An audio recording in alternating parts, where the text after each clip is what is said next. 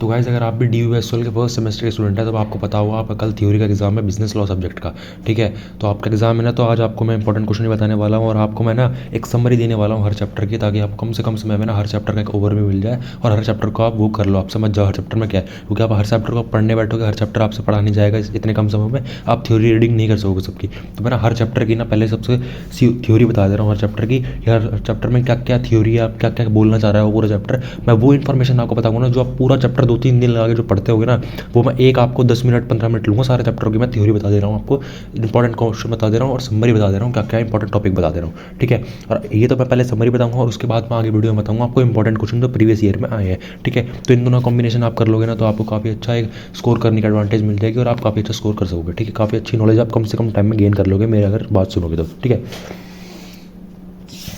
सबसे पहले आते हैं चैप्टर 1 पे, मतलब कह लीजिए यूनिट 1 पे। यूनिट 1 बहुत बड़ी है, उसको आप पढ़ने बैठोगे तो आपसे वो एक हफ्ते में भी नहीं होगी, तो मैं आपको उसका ओवरव्यू देने वाला हूँ सिर्फ 2 मिनट में, ठीक है। सबसे पहले यूनिट 1 में आपको यही लिखा हुआ है कि कॉन्ट्रैक्ट क्या होता है, कॉन्ट्रैक्ट में क्या होता है, एग्रीमेंट होता है, एक ऑफर होता है, ठीक है। कॉन्ट्रैक्ट में सबसे इंपॉर्टेंट बात ये है चैप्टर की फर्स्ट यूनिट की कि कॉन्ट्रैक्ट में कौन कौन नहीं आ सकता। आपको पता होगा 18+ से बच्चे जो हैं वही कॉन्ट्रैक्ट में आ सकते हैं, 18 के नीचे जो लो एज है, जिनकी 18 से कम एज है, वो कॉन्ट्रैक्ट में नहीं आ सकते।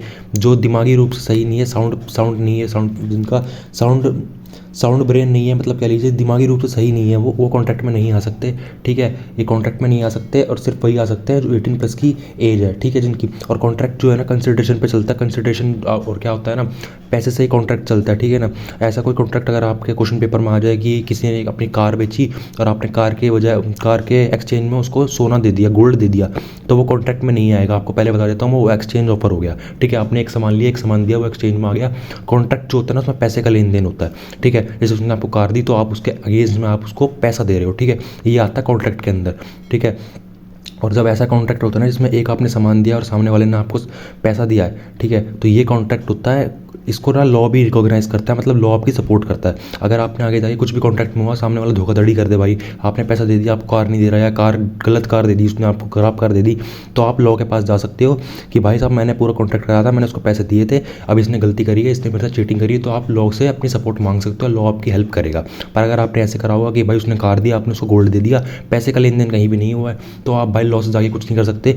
लॉ उसको आपके सपोर्ट नहीं करेगा, क्योंकि लॉ सीधा बोल देगा कि भाई आपने कॉन्ट्रैक्ट करा ही नहीं है, आपने मैं एक्सचेंज ऑफर करा है, आपने सामान के बदले सामान दिया है, ये कॉन्ट्रैक्ट के अंदर नहीं आता है। कॉन्ट्रैक्ट के अंदर पैसा होना चाहिए, तो आपको सपोर्ट नहीं मिलेगी। सबसे बड़ी बात तो यही है कि अगर लॉ आपको इस्टेब्लिश करना है तो उसमें के अंदर आपको पैसे देने पड़ेंगे, पैसे का आदान प्रदान करना पड़ेगा। मतलब आपने सामान दिया, आपको उसमें पैसे कहीं ना कहीं पैसा इन्वॉल्व होना चाहिए, जब वो कॉन्ट्रैक्ट माना जाएगा, ठीक है। और इसमें यही चैप्टर में फिर आगे ये लिखा है कि जैसे ना फ्री कंसर्ट होना चाहिए, मतलब कोई भी दबाव में कॉन्ट्रैक्ट नहीं होना चाहिए कि आपने उसको दबाव कर दिया, थ्रेट कर दिया, उसको धमका के अपना कॉन्ट्रैक्ट कर लिया, उस कॉन्ट्रैक्ट के अंदर ले लिया, धमका के उसको मार पीट के, ऐसे कॉन्ट्रैक्ट नहीं होता है। सामने वाले का भी ना पूरा फ्री कंसर्ट होना चाहिए, मतलब उसको फ्री अपनी ना एक अपना कह सकते हैं आप, उसको अपनी सोच से ना अपने मन से कॉन्ट्रैक्ट के अंदर आना चाहिए। आप धमका के उसको कॉन्ट्रैक्ट में लोगे तो वो कॉन्ट्रैक्ट नहीं माना जाएगा, वो आगे जाएगा कॉन्ट्रैक्ट कैंसिल कर देगा कि भाई मैं तो अपनी मर्जी से नहीं आया था, ठीक है। फ्रॉड एंड मिस रिप्रेजेंटेशन, तो आपका ये अगर ये भी दिया हुआ है आपकी बुक में कि ये अगर ऐसे होगा ना तो फ्रॉड एंड मिस इन्फॉर्मेशन जो है ना, अगर वो करता है कोई तो वो फ्रॉड माना जाएगा और वो कॉन्ट्रैक्ट कर दिया जाएगा वॉइड, ठीक है। वॉइड का मतलब क्या है, वॉइड आपको कई जगह सुनने को मिलेगा, वॉइड का मतलब कॉन्ट्रैक्ट कैंसिल कर दिया जाएगा। क्योंकि अगर आप किसी का फ्रॉड करेंगे, आप मिस इन्फॉर्मेशन करेंगे, मतलब आपको कॉन्ट्रैक्ट आया कि आप उसको गाड़ी देंगे लाल कलर वाली और आपने कॉन्ट्रैक्ट के टाइम उसको ब्लू कलर वाली गाड़ी दे रहे हैं, तो ये वर्ड एग्रीमेंट हो गया। आपने मिस इन्फॉर्मेशन करी, गलत इन्फॉर्मेशन दिया प्रोडक्ट रिगार्डिंग, तो वो प्रोडक्ट जो अपना कॉन्ट्रैक्ट है ना आपका, वो कैंसिल हो जाएगा, वर्ड हो जाएगा, ठीक है। तो फर्स्ट चैप्टर में तो यही है कि जो ऑफर होना, सबसे पहले कॉन्ट्रैक्ट में होना चाहिए, ऑफर होना चाहिए और एक्सेप्टेंस होनी चाहिए, ठीक है। कॉन्ट्रैक्ट जो है 2 चीज़ों बना है। कॉन्ट्रैक्ट जब भी होता है कि सामने वाला ऑफर करे और आप उसको एक्सेप्ट करोगे, तो ये कॉन्ट्रैक्ट बन गया आपके बीच में कि उसने ऑफर करा, आपने एक्सेप्ट करा, ये ऑफर हो गया, ठीक है। तो मेन बात यही थी फर्स्ट चैप्टर में यही बताया हुआ है कि कौन कौन एग्रीमेंट पर आ सकता है, सामने वाले का फुल कंसंट्रेशन वो होना चाहिए, उसकी ना फुल वो होनी चाहिए, मतलब सहमति होनी चाहिए तरफ से, उसको आप ये नहीं कर सकते थ्रेट करके ले रहे हो, ठीक है, कॉन्ट्रैक्ट के अंदर। तो पहला चैप्टर का तो ये ओवरव्यू मैंने दे दिया आपको, ठीक है। सेकंड चैप्टर में उसमें आता हूँ मैं, यूनिट सेकंड आ गई अब सीधी, तो इसमें मैं आपको बताने वाला हूँ कि डिस्चार्ज कॉन्ट्रैक्ट के बारे में इसमें लिखा हुआ है काफ़ी सारे के डिस्चार्ज कर सकता है। जैसे आप कॉन्ट्रैक्ट के अंदर गए और आपको अब है कि यार मेरे को कॉन्ट्रैक्ट नहीं करना है, मेरे को ना इस कॉन्ट्रैक्ट से बाहर निकलना है, ठीक है, तो आप वो भी कर सकते हो। उस पर काफ़ी सारी वो दी हुई है कि कैसे कैसे आप कॉन्ट्रैक्ट से बाहर निकल सकते हो, तो उसको आप रीड कर सकते हो, ठीक है।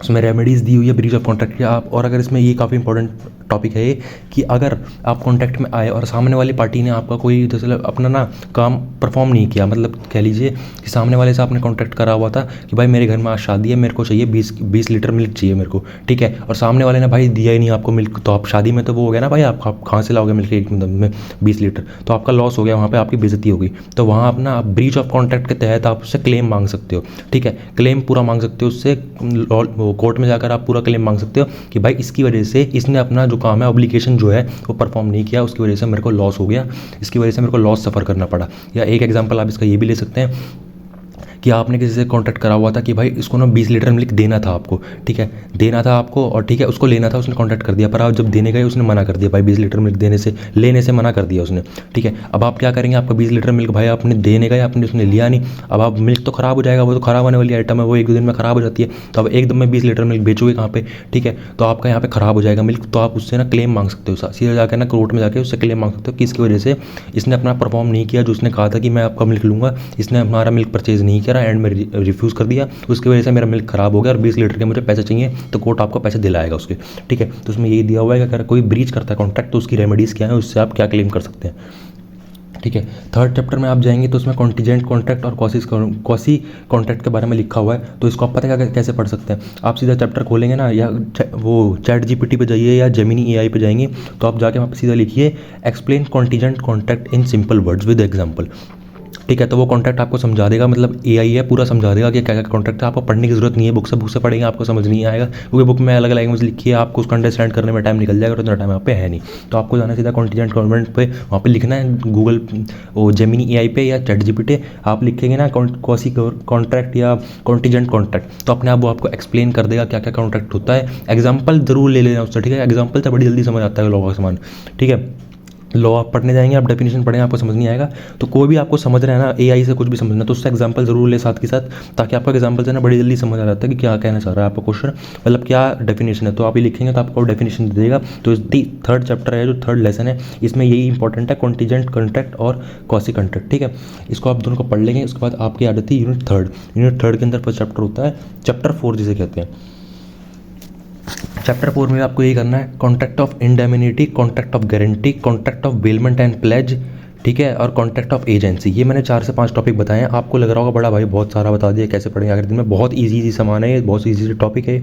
आप क्या करो, सीधा जेमिनी एआई पे जाओ, इसके बारे में लिखो कॉन्ट्रैक्ट ऑफ इंडेमिनिटी क्या होता है, कॉन्ट्रैक्ट ऑफ गारंटी क्या होता है, सीधा समझ आ रहा है यार, प्रैक्टिकल भी दिमाग पता है आपको, एग्जाम में लिखता टाइम ना आपको समझना है, आप लॉयर हैं, ठीक है, आप खड़े हैं कोर्ट में, आपके पास आया है ये केस और आपको कैसे इसको सोल्यूशन देना है, ठीक है, आपको ज़्यादा दिमाग नहीं लगाना होता उसमें, पता है काफ़ी प्रैक्टिकल चीज़ें हैं लॉ के सामान में, इसमें लॉ को आपको काफ़ी पता है, आप इतनी उम्र तो हुई है आपकी, तो आपको काफ़ी प्रैक्टिकल चीज़ें हैं, तो आपको ना इतनी याद करने की चीज़ें नहीं है, पर आपको समझ जाओगे आप, ठीक है, अगर आप पढ़ोगे भी नहीं ना, एक बार में एग्जाम में आएगा कि ऐसे ऐसे आप खुद समझ जाओगे भाई ये तो गलत कर रहा है सामने वाला बंदा गलत है इस क्वेश्चन में, ठीक है, तो आप अपना व्यू भी लिखाओगे ना वहाँ पे, तो भाई वो भी आंसर माना जाएगा, ऐसा नहीं है आप लिखा कॉपी का बताओगे जब भी आपका आंसर माना जाएगा। तो आपको सिंपली ये करना है, अगर क्वेश्चन कोई लॉ का आता भी नहीं है ना पेपर में, तो आपको क्या करना है, सिर्फ पेपर में अपना ओपिनियन दे देना है वहाँ पे, ठीक है, आपको तो सही गलत की तो भाई समझ हो जाएगी, इतनी एज तो आपकी हो गई है, आपको इतना लॉ के बारे में तो पता ही होगा कि भाई अगर सामने वाले ने अपना कॉन्ट्रैक्ट परफॉर्म नहीं करा, उसकी वजह से किसी का लॉस हो गया, तो भाई सीधी सी बात है वो अपना वो वसूल करेगा पैसा, भाई जो उसका लॉस होगा उसकी वजह से थोड़ी हुआ है इसका लॉस, सामने वाले की वजह से उसका लॉस हुआ है, तो सामने वाले से पैसा लेगा ही लेगा, वो तो प्रैक्टिकल चीज़ है। तो आपने अगर नहीं भी पढ़ा है ना, तो आपने थोड़ा प्रैक्टिकल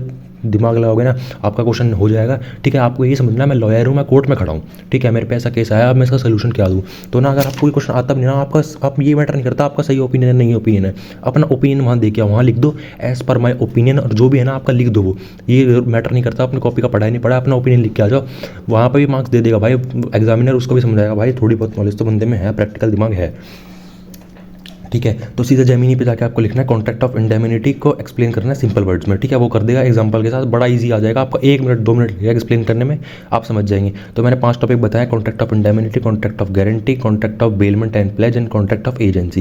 ये 4 से 5 टॉपिक है, ये बड़े ईजी टॉपिक है, कुछ नहीं है इनमें, बस डिफाइन है, आपको लग रहा होगा 5 टॉपिक है, बस इसके बारे में लिखोगे वो डिफाइन दे देगा चैट जीपीटी, उससे आप पढ़ लोगे, आपको समझ आ गया, आपने लिख लिया, आपको समझ आ गया। कॉन्ट्रैक्ट ऑफ गारंटी में गारंटी आपको पता है गारंटी कॉन्ट्रैक्ट क्या होता है, गारंटी दे दी किसी सामने वाले को, इसको इसको लिखोगे, ये बता देगा, वो ये बता देगा। तो 5 टॉपिक आपके 10 मिनट के अंदर आपके प्रिपेयर हो जाएंगे, ज़्यादा टाइम नहीं लेंगे, बिल्कुल ईजी में। आपको एआई से करना है, बुक से पढ़ने बैठोगे ना आपको समझ नहीं आएगी बुक की लैंग्वेज, और वहाँ पे एग्जाम्पल भी कहीं कहीं नहीं दिए हुए, ठीक है। तो आपको सीधा क्या करना है, आपको जाना चैट जीपीटी पे, वहाँ पे लिखोगे, वो ईजी वर्ड में समझा देगा, आपकी अंडरस्टैंडिंग बन गई भाई, याद नहीं करना आपको, अंडरस्टैंड कर लिया भाई कॉन्ट्रैक्ट ऑफ गारंटी क्या होता है, ठीक है, बस पेपर में लिख के आ जाना।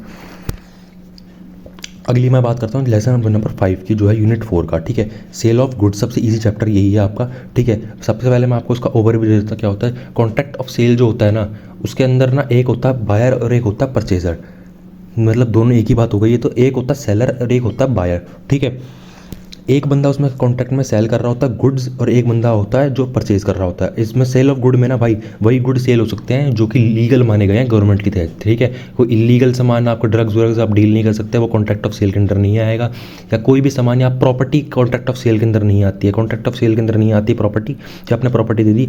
कॉन्ट्रैक्ट ऑफ सेल में वही गुड्स आते हैं जो इधर से उधर जाए जा सकते हैं, ठीक है। जैसे आप कह लीजिए आपने एक बैग खरीदा, बैग इधर से उधर जा सकता है, वो कॉन्ट्रैक्ट ऑफ सेल में आइटम बन सकता है, एक सेल का आइटम, ठीक है। ये प्रॉपर्टी नहीं बनेगी। आप प्रॉपर्टी जैसे आप कहीं की लैंड है आपकी दिल्ली की, वो आप कॉन्ट्रैक्ट ऑफ सेल में कर रहे हो, वो नहीं आती है उसमें, क्योंकि भाई वो प्रॉपर्टी इधर से उधर नहीं आ सकती, वो मूवेबल प्रॉपर्टी नहीं है, सिर्फ movable property contract of sale में आती है। और जो लीगल आइटम होता है ना वही कॉन्ट्रैक्ट ऑफ सेल के अंदर आता है। इलीगल आइटम होगा वो कॉन्ट्रैक्ट ऑफ सेल के अंदर नहीं आएगा। अगर आपने सेल कर भी दिया, जैसे आप लगा लीजिए आपने ड्रग्स का कॉन्ट्रैक्ट कर भी लिया, सेल कर भी दिया, ठीक है, और आगे जाके सामने वाले ने कोई धोखाधड़ी कर दी, पैसा नहीं दिया, आपको कुछ नहीं करा, तो आप लॉ से जाके भाई साहब क्लेम नहीं मांग सकते, लॉ में कंप्लेंट नहीं कर सकते, उल्टा आपको अरेस्ट कर लेंगे, क्योंकि ये आइटम लॉफुल कंसिडरेशन है ही नहीं, और ना ये लॉफुल आइटम है जो आप सेल कर रहे हो, ठीक है। तो ये आपको लॉ से सपोर्ट नहीं मिलेगी, ठीक है। कॉन्ट्रैक्ट ऑफ सेल यही होता है, ठीक है। और सेल में तो आपको सीधा पता है यार, आपको ना ऐसा लगाने ना जैसे शॉपकीपर पे आप गए हो, उसमें ना काफ़ी प्रैक्टिकल सी चीज़ें हैं सेल ऑफ कॉन्ट्रैक्ट में, कि आपने सेल करा गुड्स को, सामने वाले ने सामान ले लिया, पैसा नहीं दिया, तो आप क्या करोगे। सेल ऑफ गुड में आपने कर दिया, गुड खराब हो गया, आपको दूसरी वजह से क्या करोगे। तो काफ़ी प्रैक्टिकल सी चीज़ें आप क्या करना है ना, कुछ नहीं पढ़ना इसमें ना। सेल ऑफ कॉन्ट्रैक्ट वाले में आपको दिमाग लगाना है, सिर्फ प्रैक्टिकल। बुक से नहीं पढ़ोगे ना तो भी चलेगा, ये चैप्टर इतना बुक से नहीं पढ़ोगे, सबसे इजी चैप्टर है बिजनेस लॉ का ये, ठीक है, कॉन्ट्रैक्ट ऑफ सेल का, ठीक है। तो सेल वाला आप नहीं पढ़ोगे ना तो भी चलेगा, अपना बस दिमाग अपना लगा लेना इसमें, और अपने दिमाग से बस सोल्यूशन देना, अपने आप आंसर आपका बन जाएगा। तो काफ़ी प्रैक्टिकल चीज़ें पूछी होती है इसमें, ठीक है, काफ़ी प्रैक्टिकल जो आपको डे टू डे लाइफ में पता होती है, आपको इसकी नॉलेज होती है, ठीक है। तो मैंने आपको ये बता दिया, और सबसे ईजी आपको सबसे इंपॉर्टेंट चीज़ बताने जा रहा हूँ। अब मैं बताने वाला हूँ लेसन 6 आपका यूनिट नंबर 4 का, ठीक है। ट्रांसफ़र ऑफ प्रॉपर्टी सबसे इंपॉर्टेंट चीज़ है, पता है, और प्रैक्टिकल चीज़ है, और मैं आपको काफ़ी इंपॉर्टेंट चीज़ बताऊंगा इसमें जो आपके एग्जाम में काफ़ी काम आएगी, ठीक है। सबसे पहले मैं आपको बता दूँ कि क्वेश्चन ज़रूर आता है एग्जाम में कि लॉस किसका हुआ। जैसे गुड्स में फायर हो गया, मतलब फायर लग गया गुड में, मतलब आग लग गई, या कुछ भी डिस्ट्रॉय हो गया, शिप में आग लग गई, कुछ भी हो गया जहाँ से गुड आ रहा था, तो आपको लॉस कौन बियर करेगा, बायर करेगा या सेलर करेगा, ठीक है। तो सबसे पहले मैं आपको एक रूल बता देता हूँ कि भाई रिस्क ना हमेशा उसको फॉलो करता है जिसके पास उसकी ओनरशिप होती है, ठीक है। ये मैटर नहीं करता वो सामान किसके हाथ में इस टाइम, बायर के हाथ में, सेलर के हाथ में, ये मैटर नहीं करता। मैटर ये करता है उसका ओनर कौन है उस टाइम पे, ठीक है। आप लगा लीजिए आप दुकान पर गए टीवी परचेज करने, आपने टीवी परचेज कर दिया, पेमेंट कर दी, उसने ओनरशिप ट्रांसफर कर दी, आप पे आ गया ओनरशिप, ठीक है। उसके बाद आपने क्या करा ना, आपने उसकी दुकान पे गुड छोड़ दिया, आपने कहा यार अभी तो मैं ऑफिस जा रहा हूँ, आप शाम तक मेरे घर पे डिलीवर कर देना, तो मैं जा रहा हूँ, मैं अपने बाद में ले जाऊँगा यहाँ, तो ठीक है। आप चले गए, ओनरशिप आपके पास आ चुके, पर गुड किसके हाथ है, पोजीशन किसके पास है। ये एक लॉ का टर्म होता है पोजेशन। पोजेशन का मतलब होता है किसके पास है इस टाइम गुड, किसके मतलब अंडर गुड है इस टाइम। तो ओनरशिप तो बायर के पास आ चुकी है, पर गुड्स कहाँ हैं, गुड्स अभी दुकान पे उसके रखे हुए हैं, सेलर के पास रखे हुए हैं। और आप लगा लीजिए अगर गलती से भी उसमें आग लग गई, मतलब दुकान में आग लग गई या गुड में आग लग गई, कुछ भी दिक्कत हो गई, तो लॉस कौन बियर करेगा, लॉस बियर करेगा भाई जो बायर है ना वो बियर करेगा, क्योंकि ओनरशिप बायर पे जा चुकी है। तो लॉस का सिंपल सा रूल है, जिसके पास उसकी ओनरशिप होगी ना भाई, जो उसका मालिक बन चुका होगा, वो ओनरशिप बियर, वो लॉस बियर करेगा, रिस्क बियर करेगा, क्योंकि गलती उसकी है भाई। गुड उसके पास अगर आ चुका है, अगर उसके पास उसकी ओनरशिप आ चुकी है तो उसकी है भाई, वो कहीं भी रखे गुड, अब लॉस उसका होगा। अब वो गुड को अपने वहाँ पे टीवी को अपने कह लीजिए रोड पे छोड़ जाए, अपने घर पे ले जाए, दुकान पे छोड़ जाए, कहीं भी छोड़ जाए, वो उसकी उधर उसकी मैटर है, उसका गलती है, ठीक है। अब लॉस कुछ भी होगा तो बायर जो है वही लॉस को बियर करेगा, क्योंकि ओनरशिप उसके पास है। और अगर किसी कॉन्ट्रैक्ट में लगा लीजिए जैसे टीवी सेल हुआ, परचेज वर्चेज करने गया, पूछताछ कर ली उसके बारे में, ठीक है। और ना बायर जो है अगर उसका लगा लीजिए रिश्तेदारी था, उसको घर पे ले आया गुड्स को, बिना पैसे दिए बिना कुछ के घर पे ले आया दिखाने के लिए। और साइकिल थी एक, लगा लीजिए साइकिल थी, वो घर पे ले आया अपने बच्चे को दिखाने के लिए और लाया गया। वहाँ पे लाने के बाद ना वो साइकिल चोरी हो गई उसके बाद, ठीक है। तो लॉस कौन बियर करेगा, यहाँ लॉस बियर करेगा बायर, वो सेलर बियर करेगा यहाँ पर, क्योंकि भाई ओनरशिप ट्रांसफर नहीं हुई है, ना उसने पैसा दिया, ना कॉन्ट्रैक्ट हुआ, कुछ नहीं हुआ, बस वो घर पर ले आया अपने साइकिल को बच्चे को दिखाने के लिए। तो अब और बच्चा वो ले गया, कोई चोर ना साइकिल को ले गया, उसके बाद लॉस बियर करेगा, वो करेगा सेलर, क्योंकि भाई साहब ओनरशिप इस टाइम सेलर के पास ही है, सेलर के पास से ओनरशिप नहीं गई है। तो जिसके पास ओनरशिप होती है ना गुड्स की, भाई वही बियर करता है लॉस को। ये मैटर नहीं करता गुड किसके पास है, यहाँ पर गुड थे बायर के पास, ठीक है, पर उसकी ओनरशिप तो उसके पास है ना भाई, जिसके पास ओनरशिप होगी वही लॉस को बियर करेगा। ये मैटर नहीं करता गुड आप पे कहाँ है, ठीक है। तो ये इसमें बताया हुआ कॉन्ट्रैक्ट ट्रांसफर ऑफ प्रॉपर्टी में, ठीक है। ट्रांसफर ऑफ प्रॉपर्टी में ये भी बात बताइए कि सेल ना, ये ज़रूरी नहीं है दुकानदारी सेल करेगा, कि आपका अनपेड सेलर भी कई होते हैं। मतलब आप लगा लीजिए ऐसा आपकी दुकान है, आपके फादर जो है वो सेल करते हैं गुड्स, जो भी आप रखते हैं वो आपके फादर सेलर करते हैं, सेल करते हैं, ठीक है, गुड्स, ठीक है, सेलर करते हैं। पर अगर आपके फादर दुकान पर नहीं है, आप लगा लीजिए फोर्स है आप दुकान पर, आपको दुकान के सामान की नॉलेज है, तो आप फादर नहीं है आपके, तो आप क्या करेंगे ना, आप खुद भी सेल कर सकते हैं गुड को। आपने वहाँ गए, आपने उनका सेल कर दिया, क्योंकि आपके फादर की दुकान है, आपने सेल कर दिया गुड, तो आपका मतलब आप भी सेलर ही कहलाएंगे, क्योंकि आप भी अनपेड सेलर हो, ठीक है। आप लगा लीजिए अनपेड सेलर हो, पर आप भी सेलर ही हो, क्योंकि आप भी अपने फादर की जगह लेकर सेल कर रहे हो, तो आप भी सेलर माने जाओगे, ठीक है। तो इस चैप्टर में ये दिया हुआ है। लास्ट यूनिट पर आते हैं। लास्ट यूनिट में आपका दिया हुआ है एलएलपी के बारे में दिया हुआ है। एलएलपी के बारे में सिंपल आपको मैं समरी बता देता हूँ, इतना पढ़ने की जरूरत नहीं है, काफ़ी लेंदी सा है, 3 चैप्टर है इसके अंदर, पर मैं आपको इसकी समरी बता देता हूँ। सबसे पहले आपको एलएलपी के बारे में मैं यही बताऊंगा कि एलएलपी जो होती है ना, उसकी फुल फॉर्म होती है लिमिटेड लायबिलिटी पार्टनरशिप। मतलब सब पार्टनर की ना लायबिलिटी जो होती है वो लिमिटेड होती है। पार्टनर जो होते हैं इसमें 2 से लेकर 50 तक इसमें पार्टनर बन सकते हैं, ठीक है। कम से कम 2 चाहिए होते हैं और मैक्सिमम 50 होते हैं, ठीक है। लिमिटेड लाइबिलिटीज़ का नाम इसलिए क्योंकि सब पार्टनर्स की लाइबिलिटी यहाँ पे लिमिटेड होती है। मतलब अगर लॉस होगा तो लॉस सारे पार्टनर्स को उतना ही होगा जितना उन्होंने कंट्रीब्यूट करा था। पर इसमें एक और टॉपिक होता है कि किसी किसी में ना लॉस ज़्यादा भी हो जाता है। जैसे आप लगा लीजिए एग्जांपल मैं आपको देता हूँ, एग्जांपल जल्दी समझ आती चीज़ें, ठीक है। एग्जांपल है जैसे आप किसी पार्टनर ने 5 लाख कंट्रीब्यूट करा अपनी लिमिटेड लाइबिलिटी पार्टनरशिप के अंदर, 5 लाख कंट्रीब्यूट करा, और लगा लीजिए लॉस हो गया, शिप से ना गुड ट्रांसफर हो रहे थे बायर को, ठीक है, और वो शिप में आग लग गई या शिप डूब गई, ठीक है, डूब गई। अब लॉस कितना होगा, जितना जितना सबने कंट्रीब्यूट करा था उतना उतना लॉस होगा। लगा लीजिए फिर जैसे 5 लाख किसी ने कंट्रीब्यूट करा था उसको 5 लाख का ही लॉस होगा, उसको और उससे लॉस नहीं हो सकता। पर अगर उसने पार्टनर ने अपनी गलती से कुछ भी करा है तो भाई उसकी पार्टनर की लायबिलिटी हो जाती है अनलिमिटेड। ये सबसे इंपॉर्टेंट पॉइंट है, आप एग्जाम में पूछा जाता है, क्योंकि एक लौता यहाँ पे है जिसमें अनलिमिटेड लायबिलिटी होती है। जैसे आप लगा लीजिए आप पार्टनर है, 5 लाख का आपका है, वहाँ पर गुड्स रखे हुए हैं, जैसे कॉटन बहुत सारा रखा हुआ है एक कमरे में, ठीक है। आपको पता है कॉटन बहुत जल्दी आग पकड़ता है, ठीक है, तो आप बहुत जल्दी आग पकड़ता है, और वहाँ पर आप गए हैं, वहाँ पर लगा लीजिए 6 लाख का वो पड़ा हुआ है, कॉटन पड़ा हुआ है, और आपने कंट्रीब्यूट करा है, सिर्फ कंपनी 5 लाख रुपये आपने दे रखे हैं कंपनी में अपनी तरफ से, ठीक है। आपने वहाँ पे कर रहे हैं, आपने गलती से कुछ कर रहे हैं, चिंगारी आपने लोहे से कुछ कर रहे हैं दीवार में, तो आपने जैसे लोहे से दीवार में करना, चिंगारी से उठती है, वो चिंगारी से उठी और आपके कॉटन में जो है सारे में आग लग गई, ठीक है, पूरे कॉटन में सारे में आग लग गई। 6 लाख के वो थे, ठीक है, उसमें आग लग गई। अब लॉस कौन बियर करेगा, यहाँ पर पार्टनर की लायबिलिटी हो जाएगी अनलिमिटेड, ठीक है। जितना लॉस उसकी वजह से होगा ना कंपनी को, वो उतना उसको भरना पड़ेगा, ठीक है। वैसे तो ये पार्टनरशिप का नाम है लिमिटेड लायबिलिटी पार्टनरशिप, पर यहाँ पे लायबिलिटी अनलिमिटेड भी हो जाती है, यही एक्सेप्शन है इसका, सबसे इंपॉर्टेंट पॉइंट है इस चैप्टर का, ठीक है। इसमें क्या होगा ना, जैसे 6 लाख का गुड था उसकी वजह से हुआ ना भाई, पार्टनर की वजह से, तो उसको अब 6 लाख रुपये देने पड़ेंगे। 5 लाख तो उसने जो दिया हुआ था कंपनी के अंदर वो उसको जाएगा ही जाएगा, अब उसको 1 लाख ऊपर से और देने पड़ेंगे, क्योंकि भाई उसकी वजह से लॉस होगा ना कंपनी को, तो जितना उसकी वजह से लॉस हुआ है तो उसको देना पड़ेगा। या ऐसा भी हो सकता है जिसने फ्रॉड करा, जैसे आप लगा लीजिए सेलर के, जैसे वो किसी बायर को गुड सेल कर रहे थे तो बायर के साथ उन्होंने फ्रॉड कर दिया, मतलब उनके पैसे लेके रख लिए, या उनको कह दिया आपके पैसे तो हमें मिले ही नहीं है, आपको गुड्स हमने डिलीवर कर दिया आपको मिले नहीं, कुछ भी मतलब फ्रॉड करता है ना किसी के साथ में कोई पार्टनर, तो भाई उसको पार्टनरशिप में ना अनलिमिटेड लायबिलिटी हो जाती है उसकी। मतलब जितना भी लॉस होगा ना सारा बियर करना पड़ेगा। ये मैटर नहीं करता अब कि उसने कितना कंट्रीब्यूट करा पैसा, ये मैटर करता है कितने का लॉस हो। जितने का लॉस, जैसे 5 लाख का अपने कंट्रीब्यूट करा हुआ था उसने, पर अगर लॉस 10 लाख का भी हुआ ना भाई 10 लाख देने पड़ेंगे पार्टनर को, ठीक है। तो एक्सेप्शन है, और बाकी सारे केसों में नॉर्मल होता है। बाकी सारे केसों में यही होता है कि जितना आपने कंट्रीब्यूट करा है, 5 लाख कंट्रीब्यूट करा है, तो जितना भी लॉस हो उसमें से आपको सिर्फ 5 लाख ही देना होगा, क्योंकि आपकी सिर्फ लायबिलिटी 5 लाख तक की है, आपने 5 लाख रुपये ही दिए हैं अब तक, ठीक है।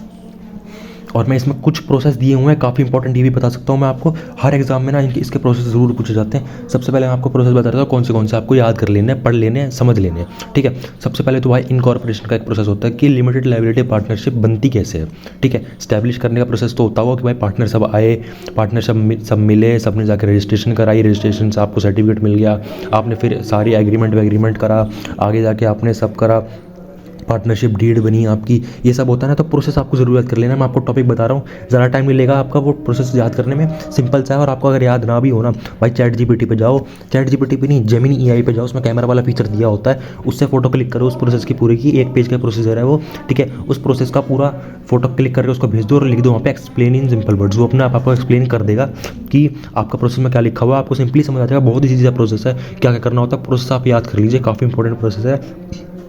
काफ़ी बार एग्जाम में भाई पूछा जाता है, मैंने देखा है काफ़ी बार एग्जाम में पूछा जाता है कि प्रोसेस बताइए कैसे आप इस्टेब्लिश करते हैं पार्टनरशिप को, लिमिटेड लायबिलिटी पार्टनरशिप को, ठीक है। ये कर लीजिए, इस 7 चैप्टर से तो यही आ सकता है, ठीक है। अब 8 चैप्टर की मैं बात करता हूँ, इसमें इंपॉर्टेंट क्या है और क्या समरी है इसकी।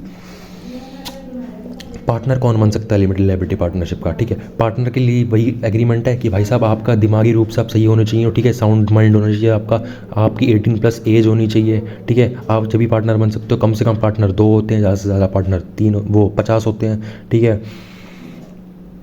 और डेजिग्नेटेड पार्टनर और पार्टनर दोनों अलग होते हैं। पार्टनर जो होता है वो नॉर्मली पार्टनर होता है, और जो वो होता है ना डेजिग्नेटेड पार्टनर होता है, वो पार्टनर होता है जो मैनेजमेंट का भी काम करता है। जैसे आप लगा लीजिए एक आप हो ए पर्सन और एक है बी पर्सन, आप दोनों दोस्त हो, आप दोनों पार्टनरशिप में गए। ए पर्सन तो कह लीजिए आपका दोस्त जो है वो पार्टनर है, केवल जो पार्टनर बन के रहेगा, भाई साहब कंपनी में पैसा देगा और कंपनी में रहेगा, ठीक है। और एक होता है बी पर्सन जो होता है डेजिग्नेटेड पार्टनर। डेजिग्नेटेड पार्टनर वो होता है जिसकी और भी रिस्पॉन्सिबिलिटीज़ कुछ होती हैं और उसको पैसा भी उससे एक्स्ट्रा मिलता है, क्योंकि उसकी रिस्पॉन्सिबिलिटी ये भी होती है वो मैनेजमेंट में काम करता है, आप ये लगा लीजिए सीधा, ठीक है।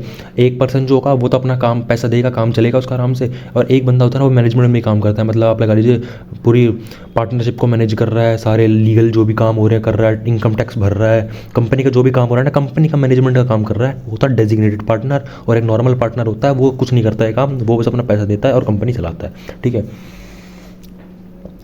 ठीक है। और आप ये लगा लीजिए, और एक कुछ प्रोसेस और ये भी हो जाएगी, ठीक है, कि प्रोसेस में यही पूछे जाते हैं कि भाई साहब ये बता दीजिए कि ट्रांसफ़र ऑफ वो क्या कहते हैं ऑफिस जो होता है ना उसका, पार्टनरशिप का ऑफिस, उसकी भी प्रोसेस 2-3 बनाए हुए हैं कि अगर आपका लगा लीजिए आपका रजिस्टर्ड ऑफिस दिल्ली में, अगर आपको दिल्ली के अंदर ही करना है, मतलब दिल्ली में एक जगह से दूसरी जगह आपको ट्रांसफर करना ऑफिस, तो उसका एक प्रोसीजर होता है भाई, क्या आपको प्रोसीजर फॉलो करना पड़ेगा जिससे आप अपना रजिस्टर्ड ऑफिस जो है उसको ट्रांसफर कर सकते हो एक जगह से दूसरी जगह, ठीक है। तो वो आप पढ़ लेना, इसमें दिया हुआ है, काफ़ी ईजी सा है, उसको भी आप, मैं यही कहूँगा जेमिनी एआई पर जाइए, फोटो वाले ऑप्शन पर क्लिक करिए, इसकी फोटो पूरी ले लीजिए, जो भी आपका प्रोसेस होगा वो आपको सिंपल वर्ड में समझा देगा, उसको समझ लीजिए, दिमाग में रख लीजिए, बस इतना ही काम आ जाएगा।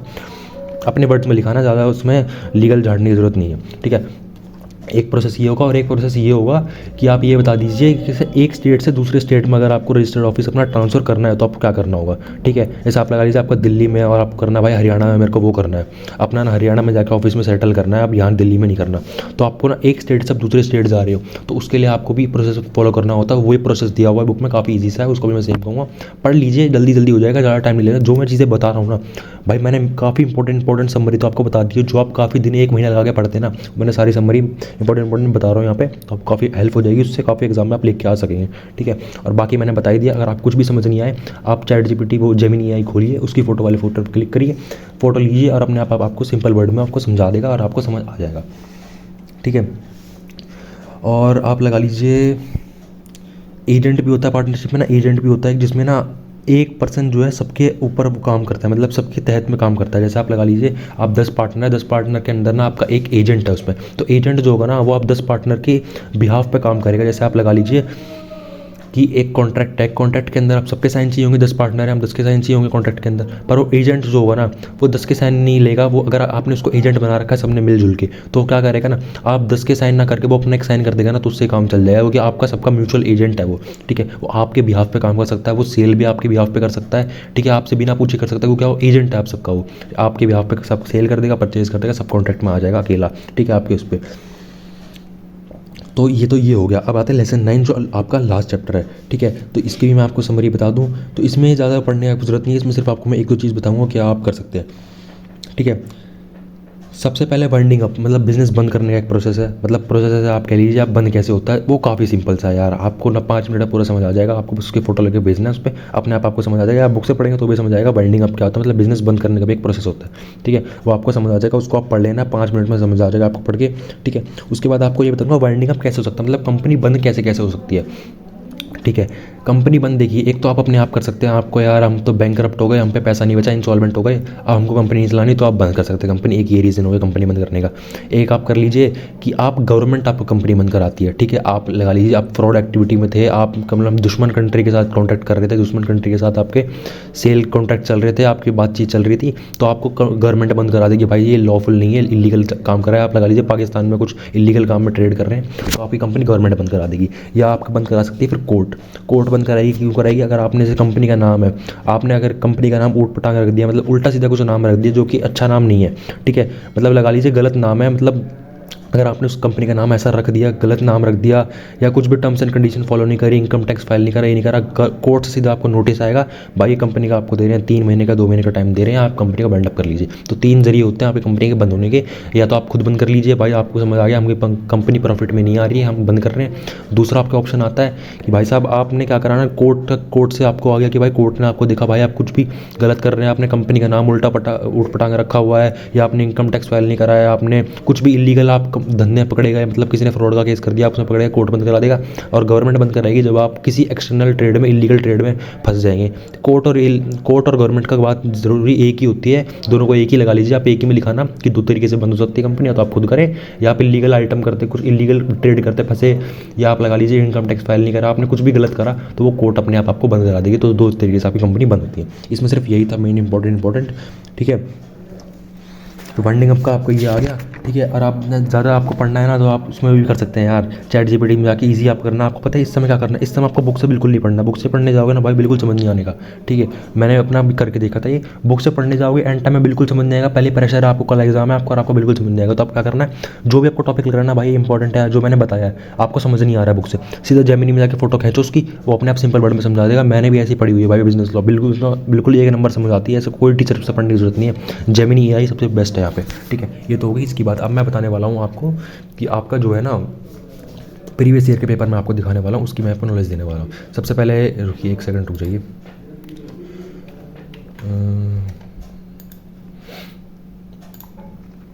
हाँ, तो मैं सबसे पहले मैं आपको दिखा रहा हूँ 2023 का पेपर ही दिखा रहा हूँ मैं आपको, बिजनेस लॉ का। इसमें आपको मैं दिखा देता हूँ क्वेश्चन आपको क्या करना है।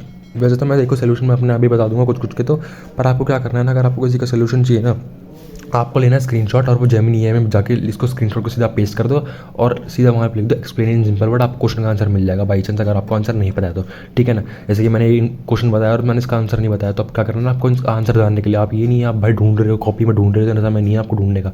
क्या करो, सीधे इसका लो स्क्रीनशॉट या कुछ भी लो, ठीक है, स्क्रीनशॉट जाकर जेमिनी एआई में जाके अपलोड कर दो और वहाँ पे लिख दो explain this question in simple word, simple word में इसका आंसर दे देगा, जो आप अपने आप समझ के अपने आप कर लेना, ठीक है। बाकी मैं क्वेश्चन तो दिखाई रहा हूँ।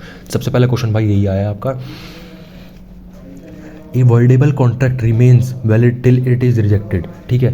मैं आपको बता दूँ वर्डेबल कॉन्ट्रैक्ट वो होता है जो वर्ड पहले नहीं होता। जैसे आप लगा लीजिए आपने एक सेल करा और सेल में ना वो कॉन्ट्रैक्ट पहले वर्ड नहीं था, वो कॉन्ट्रैक्ट बिल्कुल सही था, पर आगे जाके आपने कुछ ऐसा गलत कर दिया, आपने कुछ इलीगल फ्रॉड कर दिया, आगे जाके वो वर्ड हो गया, तो ये वर्डेबल कॉन्ट्रैक्ट होता है। जो स्टार्टिंग में वर्ड नहीं होता, स्टार्टिंग में बिल्कुल नज़रों में सही होता है कानून की, पर आगे जाके वो आप कुछ भी हरकतों से वो वर्ड हो जाता है, तो उसको कहता है वर्डेबल कॉन्ट्रैक्ट, जो आगे जाके वर्ड हो सकता है। तो यहाँ पर लिखा हुआ है voidable contract remain valid till is rejected, ठीक है, बिल्कुल ट्रू स्टेटमेंट है कि वर्डेबल कॉन्ट्रैक्ट जो होता है ना वो वैलिड रहता है जब तक वो रिजेक्ट नहीं रहता। स्टार्टिंग में वो वैलिड रहता है जब तक, पर अगर आपने कुछ भी गलत करा वो एंड में आके रिजेक्ट होता है। ये स्टेटमेंट बिल्कुल सही है, ठीक है। सेकंड बता रहा हूँ कि a general offer can be accepted by only 1 person, ये फॉल्स स्टेटमेंट है। एक जर्नल ऑफर जो होता है ना आपका, जर्नल ऑफर वो होता है जो आप सबको देते हो, मतलब आप लगा लीजिए एक कंपनी जर्नल ऑफर दे रही है सबको, पूरी पब्लिक को दे रही है, जो भी एडवर्टाइजमेंट को देख रहा है कि आप अगर ये करेंगे तो आपको ये प्रोडक्ट मिल जाएगा फ्री में, आपको इतने पैसे फ्री में मिल जाएंगे, आप कैसे करें। जर्नल ऑफर ये होता है जो काफ़ी सारे लोगों को एक साथ, जो भी उस ऑफर को पढ़ रहा है देख रहा है ना, उस बंदे को वो ऑफर मिल जाएगा, वो जर्नल ऑफर हो रहा है। और अगर एक पर्सन को ऑफर मिल रहा है ना, मतलब आप लगा लीजिए आपने अपने दोस्त को, एक पर्टिकुलर अपने दोस्त को ऑफर दिया, तो वो स्पेसिफिक या पर्सनल ऑफर होता है कि जो आपने एक बंदे को दिया, जहाँ पर लिखा हुआ है। तो यहाँ पर लिखा हुआ है journal offer can be accepted by only 1 person, तो ये स्टेटमेंट गलत है। जर्नल ऑफर भाई साहब पूरी दुनिया में किसी को जिसने पढ़ा है ना उसके पास ऑफर गया है, कोई भी दुनिया में कोई भी बंदा उसको एक्सेप्ट कर सकता है, ठीक है, परफॉर्म कर सकता है, ठीक है। तो ये रिजेक्ट है, कर देंगे, स्टेटमेंट पे फॉल्स है। और आप ये पढ़ सकते हैं इसके बारे में, ठीक है। और ये आपके लिखा हुआ है, आप इसको पढ़ सकते हैं, स्क्रीनशॉट लेके आप जेमिनी पेश करेंगे, आप समझ जाएंगे इसका आंसर क्या। सबका आंसर मैं नहीं दूंगा, वीडियो काफ़ी लेंथी हो जाएगी, ठीक है। हाँ, ये एक इसका मैं बता देता हूँ आंसर, जैसे कि लिखा हुआ है consideration is not needed in promise to pay on account of natural rough and effects, ठीक है।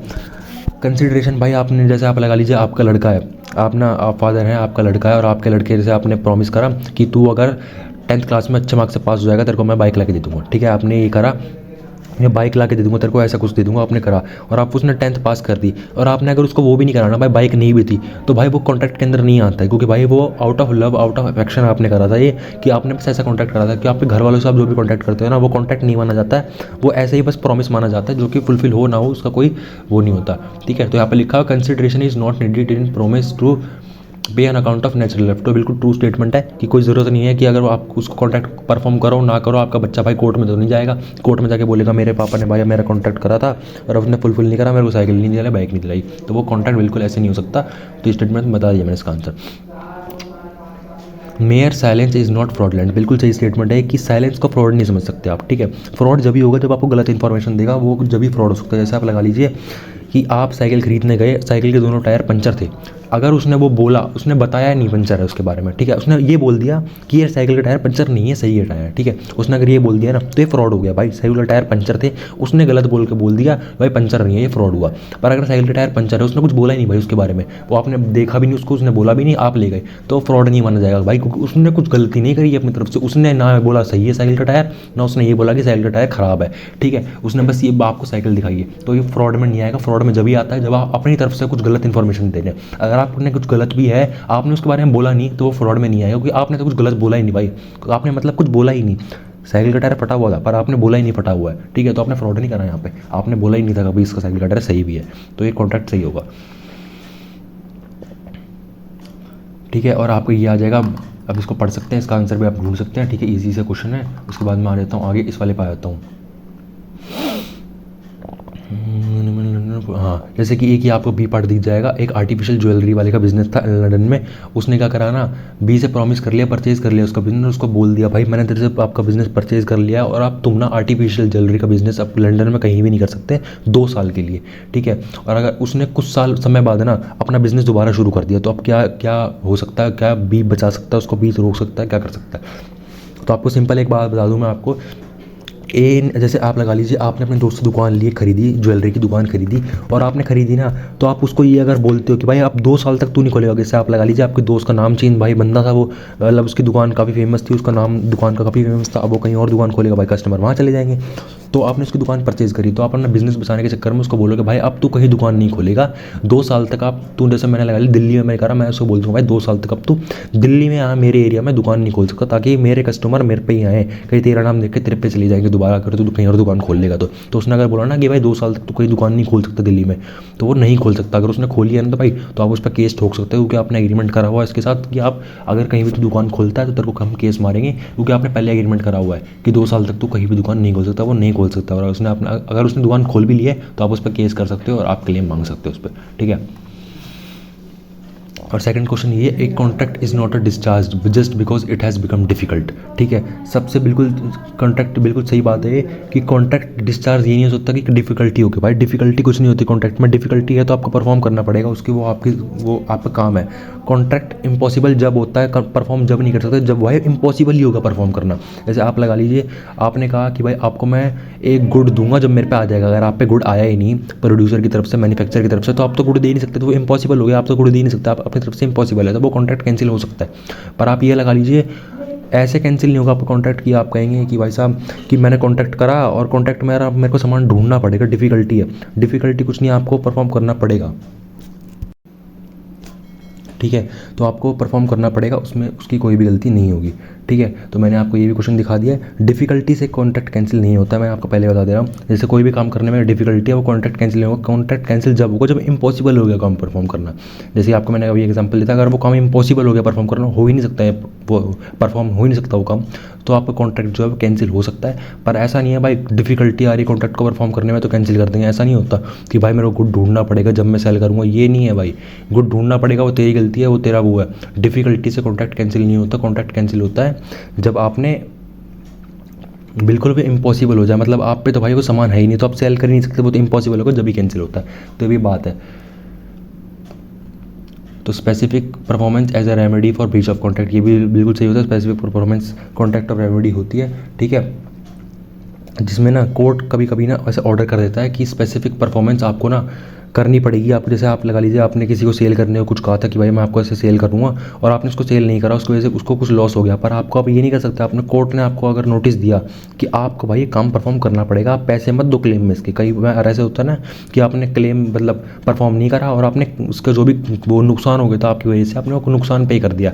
पर कई बार भाई स्पेसिफिक परफॉर्मेंस में जो होता है ना, वो कोर्ट ये ऑर्डर करता है कि आप पैसा मत दो, उसका लॉस हुआ है, जो उसका लॉस हुआ है उसका पैसा मत दो, आप अपना कॉन्ट्रैक्ट परफॉर्म करो, ठीक है। क्योंकि कई ऐसे कॉन्ट्रैक्ट होते हैं ना जिनकी भरपाई पैसों से नहीं हो सकती, ठीक है। आप लगा लीजिए जैसे आपकी आज शादी है और आपने कॉन्टैक्ट करा चावल वाले के साथ, राइस वाले के साथ कि आप मेरे को 20 किलो 50 किलो चावल चाहिए, ठीक है। उसने जैसे चावल नहीं भेजे आपको, ठीक है, उसने चावल नहीं भेजे आपको। अब आप कोर्ट आपको ये सीधा बोलेगा भाई आप पैसे मत दो, यहाँ पे एंड टाइम पे हमको पैसे लौटा दोगे 50 किलो चावल जो हमने आपको दिए थे, हम कहाँ जाएंगे इस टाइम, हमारी तो शादी है शाम को, तो आप कुछ नहीं कर सकते। तो उसमें ना आपको क्लेम से आपको कोई फ़ायदा नहीं होगा। क्लेम भी ले लोगे भाई, कहाँ से चावल लाओगे 50 किलो चावल एकदम से। तो कोर्ट वहाँ पे ऐसा ऑर्डर करेगा, ऐसी जगहों पे कोर्ट ये ऑर्डर करता है कि आप पैसे मत दो, आप सीधा अपना परफॉर्म करो, आप चावल प्रोवाइड करो उसको इस टाइम। क्योंकि इस समय पैसे से ये कॉन्ट्रैक्ट सही नहीं हो सकता, कोई पैसे से नहीं हो सकता कॉन्ट्रैक्ट सही। ये कॉन्ट्रैक्ट सिर्फ सही हो सकता है जब आप पैसे प्रोवाइड कर दोगे उसको, ठीक है। तो मतलब सॉरी मैंने गलत बोल दिया, कॉन्ट्रैक्ट जब भी हो सकता है जब आप अपना काम करोगे। आप पैसे मत दो, पैसे देके कुछ नहीं कर पाओगे इस टाइम पे, आप उसको चावल प्रोवाइड करो, उसको इस समय सिर्फ चावल की ज़रूरत है, ठीक है। पैसे लेके वो कहाँ जाएगा चावल खरीदने भाई, अब उसकी शादी है शाम को, तो भाई आपको सिर्फ अपना चावल प्रोवाइड करने पड़ेंगे, आपको अपना कॉन्ट्रैक्ट परफॉर्म करो, आप पैसे मत भरो उसको, ठीक है। ये होता है। देखिए वीडियो काफ़ी लंबी हो रही है, तो मैं सारे क्वेश्चन के सोल्यूशन दूंगा। जैसे सोल्यूशन तो मेरे को सबके पता है, पर मैं सबके सोल्यूशन देने लगूंगा तो भाई आपको काफ़ी टाइम निकल जाएगा, और ये भी हो सकता है यार आपका कल पेपर है, आप इतना टाइम बिताओगे भी नहीं। तो मैं सीधा आपको देखो क्वेश्चन में है ना, अब आपको दिखा रहा हूँ, तो आप क्वेश्चन बस देख लीजिए क्या क्या, और उसका सोल्यूशन आप अपने आप ढूंढ सकते हैं। चैट जीपीटी पे जाइए, जेमिनी एआई पे जाइए, इसका स्क्रीनशॉट लीजिए। एक क्वेश्चन के पार्ट का ऐसे ये क्वेश्चन है, इसका स्क्रीनशॉट लीजिए, कुछ भी लीजिए, इतना क्रॉप करके उसमें अपलोड कर दीजिए और वहाँ पे लिख दीजिए एक्सप्लेन इन सिंपल वर्ड, वो अपने आप आपको आंसर दे देगा, ठीक है। आप बैठ के यार मेरी बातें तो सुनोगे नहीं, आप पूरे यहाँ पर एग्जाम है आपका कल, तो मैं आपको ये दिखा रहा हूँ, आप उसको देख सकते हैं। देखिए ये क्वेश्चन है, ये क्वेश्चन है, सारे क्वेश्चन मैं आपको दिखा रहा हूँ, आप उसमें अपलोड करके आपके आंसर मिल जाएंगे उसको, ठीक है। कहीं आपको जाने की जरूरत नहीं है। देख लीजिए क्वेश्चन और स्क्रीनशॉट लेके आप अपना कर लीजिए, सोल्यूशन आपको मिल जाएगा। क्योंकि मैं सबका अगर आपको एक्सप्लेन करने बैठूंगा भाई काफ़ी टाइम निकल जाएगा, और फिर आपको भी ये लगेगा यार काफ़ी सारी चीज़ें एक जगह पे आपको मिल जाएगी। और ना उससे एक आपको ये फ़ायदा और होगा कि आपको ना एक नोट्स मिल जाएंगे, मतलब आपको एक ना नोट्स भी बन जाएंगे आपका, अपने उसे पेश करा तो हिस्ट्री में जाकर आप बातें पढ़ भी सकते हैं। जैसे आपको कल एग्जाम में आप ज़्यादा टाइम भी उसको पढ़ सकते हैं, आपके फ़ोन में सारे आंसर वो सेव रहेंगे, आपकी चैट सेव रहेंगी, चैट जीपीटी उसकी जेमिनी के साथ, तो आप वहाँ पे पढ़ भी सकते हैं। तो ये भी फ़ायदा है। तो मैं क्वेश्चन दिखा रहा हूँ, आप देख सकते हैं, इन सबको आप पेस्ट करेंगे आपको इनका आंसर मिल जाएगा, देख सकते हैं। इंडेमिनिटी और गारंटी वाला कॉन्ट्रैक्ट जो मैंने आपको पढ़ाया था, यहाँ पे क्वेश्चन में पूछा हुआ है, जो मैंने आपको बताया था इंपॉर्टेंट है, पूछा हुआ है क्वेश्चन में, ठीक है, देख सकते हैं। Who can be a partner, ये मैंने पढ़ाया था, ये भी आपको आ गया। बेलमेंट का मैंने बोला था पढ़ने को, ये भी आपका आ चुका है। एजेंट बोला था, एजेंट भी आ चुका है। तो काफ़ी सारे देखिए, procedure for changing the registered office, ये भी मैंने आपको बताया था कि प्रोसीजर याद कर लेना, 18 मार्क्स में इसमें आया हुआ है, तो आप पढ़ देख सकते हैं। काफ़ी सारी जो मैंने इंपॉर्टेंट चीज़ें बताई हैं वो यहाँ पर पूछी गई हैं, तो आप काफ़ी जो मैंने बताया ना पीछे उसको ध्यान से पढ़ें, वो चीज़ें मैंने बताई हैं, जो काफ़ी इंपॉर्टेंट चीज़ बताई है मैंने अपने एक्सपीरियंस से, ठीक है। क्वेश्चन आपने देखे को, ये तो एक पेपर था, मैं दूसरा पेपर दिखा देता हूँ आपको, ठीक है। दूसरा पेपर को थोड़ा जूम कर लेता हूँ, आपको स्क्रीनशॉट लेने में फ़ायदा हो जाएगा थोड़ा छोटा और छोटा, हाँ आप देख सकते हैं यहाँ इतना, ठीक है। आपको ये क्वेश्चन दिख गया होगा, इसको आप ले लीजिए, आप अपने दिमाग से, ठीक है। आपको एग्जाम्पल में देखिए माइनर के बारे में फिर से लिखा हुआ है, तो माइनर का आपको पता है माइनर में क्या होता है। एक सेकेंड,